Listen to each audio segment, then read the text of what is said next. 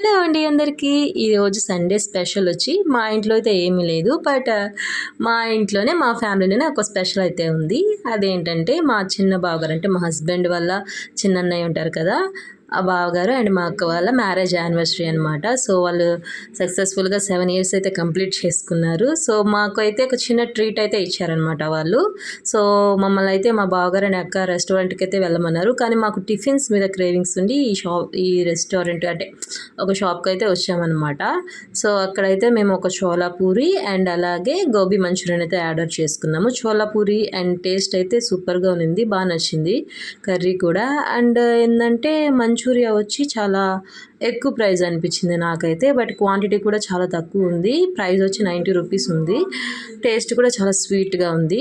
So, తినేసి బయటకైతే వచ్చేసాము.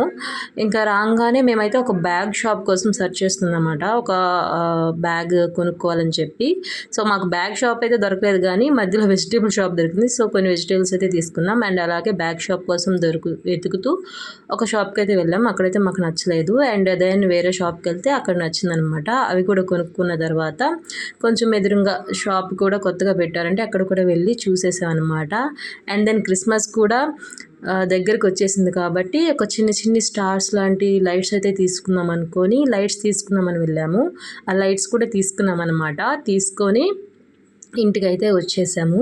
ఇంటికి రాగానే ఇంకా మా బావగారు అండ్ అక్క కలిసి యానివర్సరీ సెలబ్రేషన్స్ చేసుకుంటున్నారనమాట.